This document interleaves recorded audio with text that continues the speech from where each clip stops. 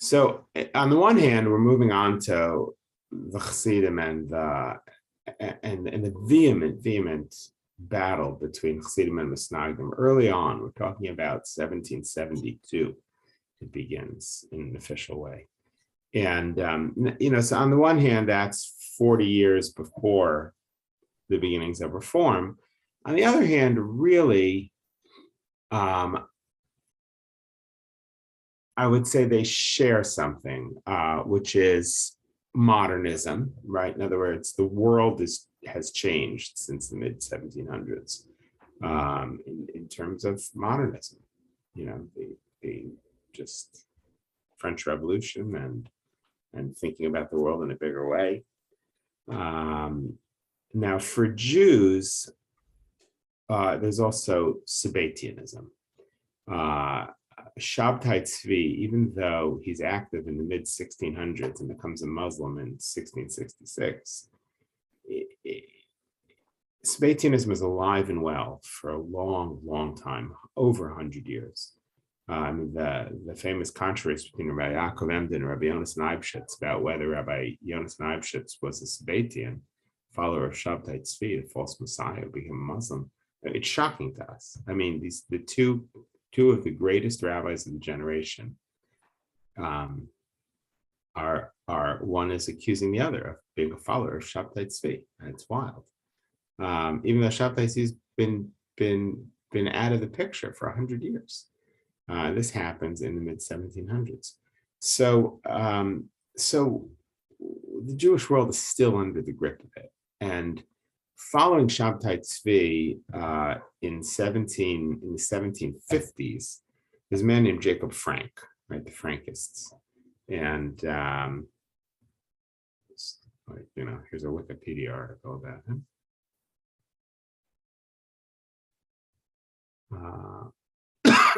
He declares himself a successor to Shabtai Tzvi. When does he do that? 1757. Now, it's amazing that could work 100 years later, that somebody could say, I'm the reincarnation of Shabtai Tzvi, I'm a Messiah, I'm going to bring you all back to Israel, and by the way, I'm changing Judaism such that, we need to do a lot of things that are the opposite of the Torah. That could catch on is just shocking, really. It's hard for us to understand because we live in kind of the information age, but I guess it's a little like I don't know, conspiracy theories. I don't know. Like it is hard to believe, but also part of it was that the Pope, not the Pope, this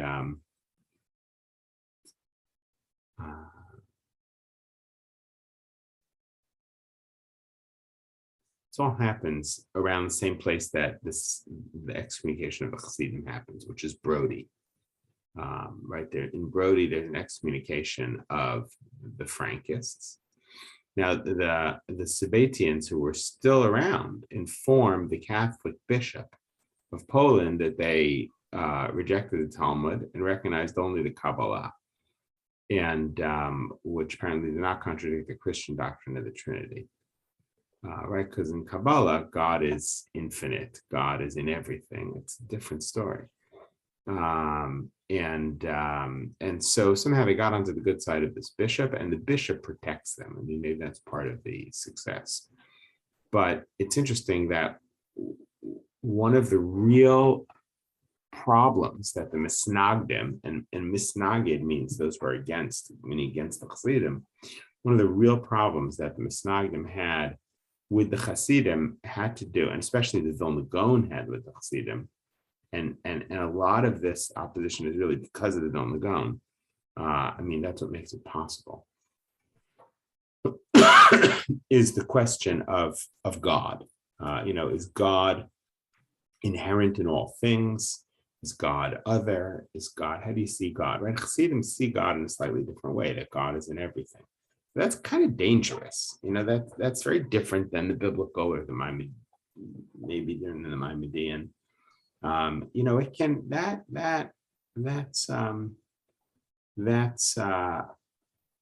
gets you a little close to seeing people as gods, right? And the tzaddik is the person who's kind of the intercessor. And you could see why they might. And the cherem against the first letter, the first sort of cherem written against the Chasidim is 1772. It's only 15 years after Jacob Frank. So you can see where this is all fitting in historically. It doesn't come out of nowhere. It's not that, here's the Chasidim, they're not learning enough Gemara. It's much more than that. First of all, the Chasidim are doing strange things. They're doing handstands during davening.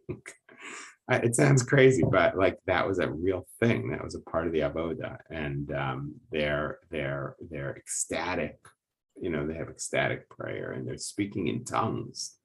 I mean, it sounds wild. And there's a sense of one person who's the leader. Who's your intercessor. I mean, the idea of that, this is traditional Judaism, but it looks really different. And there's one person in charge. Like that is very scary, right? Especially in the light of Sabbatianism. Now the first book that we have, which we sort of began to talk about, which is Zemer Aritzim V'Charbas Tzurim,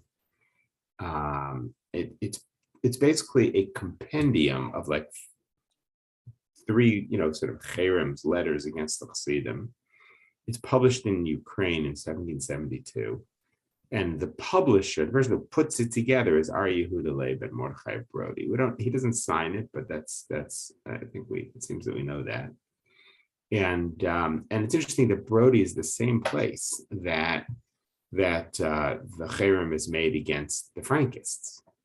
So there's a conflating, I think, of things.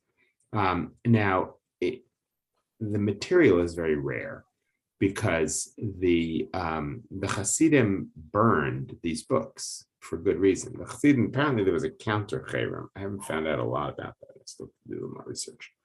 That the Chasidim had against, I guess, the Misnagdim. But the Chasidim collected these books and burned them. So there are two extant copies. One is in the Bodleian Library in Oxford, and one is in the National Library of Israel.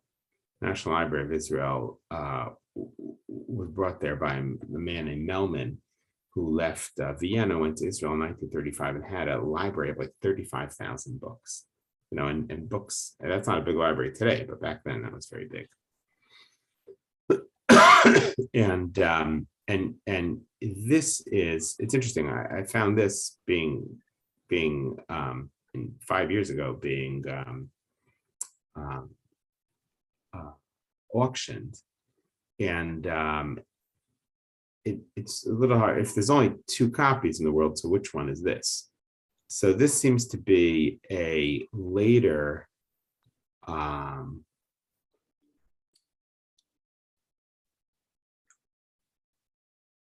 in other words, this what we call Zemer Aritzim Charbas Tzurim is a compendium of like 4 different cherems that was published.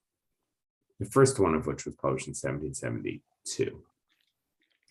So you can see the year here is Shin Reish Lamed Beis, which is 1772.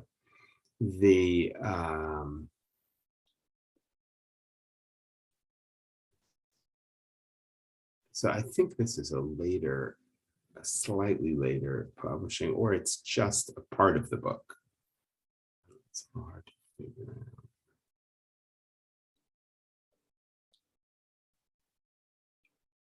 What was this that they were selling? The first edition. I don't know if this was a third one.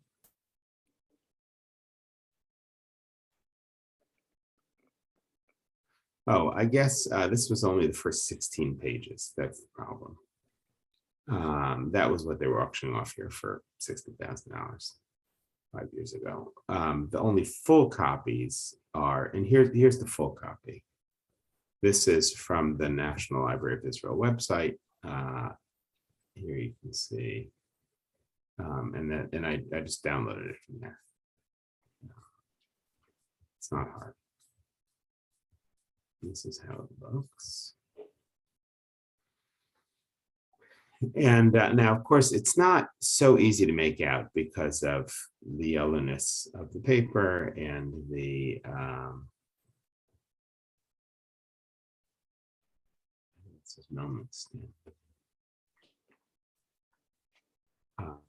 but you can see that it's 6 or 7 different essays sort of within here. So what I found, what we can work from, which is much better, is this. This is a book that was published 100 years ago in Israel for the Hebrew University, as part of the Hebrew University, I guess basically as a textbook, essentially, on Hasidic history. Tafshin Chaf Tes, which is 1969. Kovetz and Sfarsim al-Yidei Duvnov, this Kovetz, this compendium, it's basically a pamphlet, it's a compendium for a class on early Hasidic, on early texts about Hasidic Misnagdic arguments. And it's 4 volumes. The first one apparently was published in Tafresh Ayin Ches, so that's 1918. It's one published in Berlin in 1923. And Madura Zu, this version, Hiatik Silum, this is a facsimile of these 2 earlier ones. So in the early 1900s, somebody was able to get their hands on original versions of these cherems and publishes them, and then this one from 1969 is a combination of the 2, and you can see it's for students of the Hebrew University only, but it's in the public domain. So. And they called it Chasidania, which is kind of funny.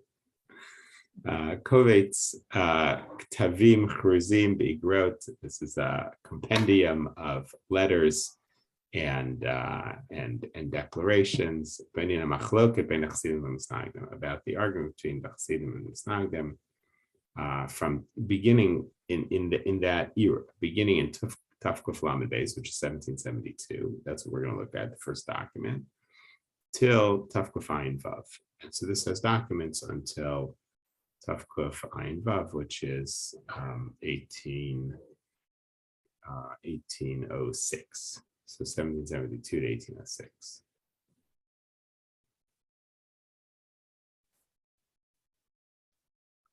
He has an introduction, talks about, even back then, in the early 1900s, there was still only a very few extant documents because they had been burned.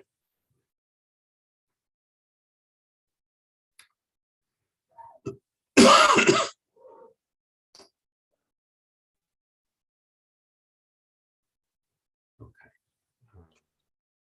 So he says he's bringing all the documents together, and Poland, Russia. And then he writes here, there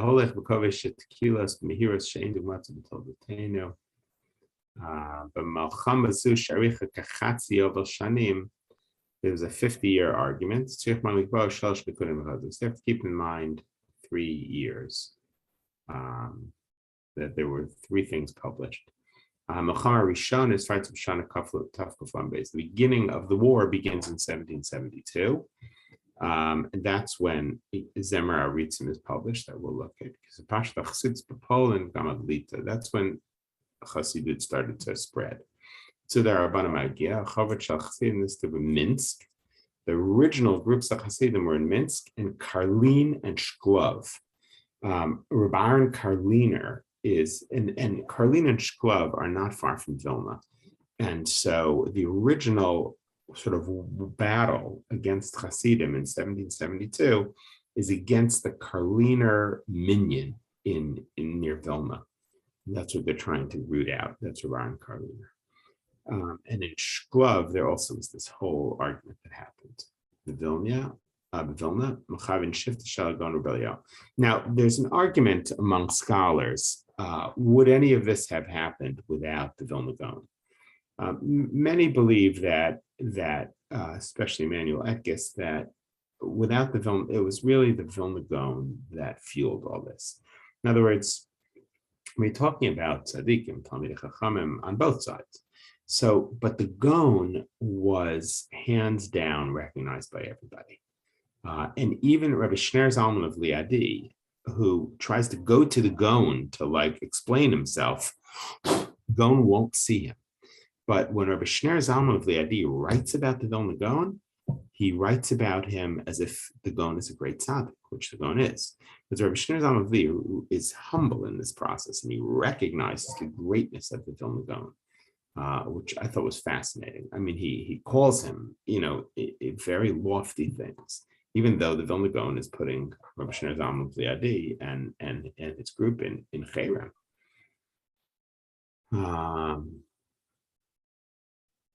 Badko Matzo Aguda Seiter Shal Chasidim Shavrosha Amdu. So they started to find these hidden groups of Chasidim, right? That people are worried.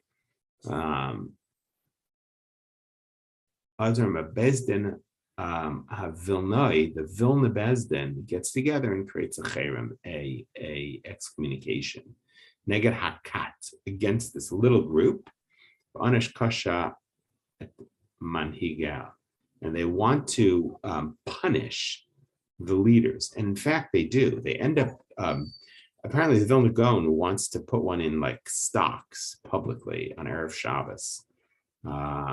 There's a leader. It's not Shner Zalman or the Maggid. It's a leader of this sort of minyan in Vilna, what's called the Karliner minyan, and they end up not putting him in stocks but beating him publicly.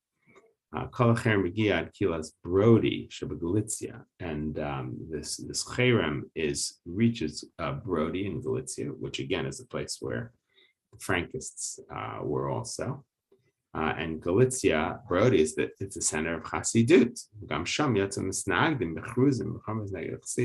So it catches on. The once the Vilna Gaon says it catches on in different cities. After 9 years in Tafkuf Men Aleph, 1781, there's a second cherem put out. So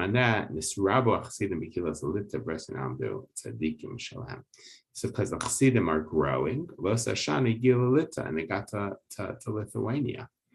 And it's the publication in 1781 of the first book of Chassidut, which is Rabbi Yaakov Yosef of Polania's Toldos Yaakov Yosef, which we have today. We learned it. The Baal Shem Tov never wrote anything, but we have things in the name of the Baal Shem Tov in that first book, and so that causes another cherem. Okay, so it's a good introduction, even though it's from 100 years ago. But we'll look at a little bit more of this, and his introduction, just a couple of pages, and then we'll start to look at Zemer Aritzin, the actual book. That was the first book. It didn't start as a cherem. It started as like a warning or a book against the Chasidim, and then it becomes more of a cherem. Actually, I think maybe we would already consider it a cherem. I'll have to see. But the accusations at the beginning of the book are interesting because you'll see what are the Misnagdim perceiving in the Chasidim that they're trying to, what are they so scared of? That we can sort of see from the language. And then there's another question I think to ask ourselves is, when the Chasidim write, and we have letters of Rabbi Shner Zalman of Liadi from this time, how did they see themselves? Right? That's also an interesting question. Because if you've been accused of being a heretic, but you're a tzaddik, so how do you see yourself? What do you say to yourself? do you just dismiss it all, or do you, what's your purview? So we'll have to ask that question also. Okay, have a good day, everybody. Thank you. you.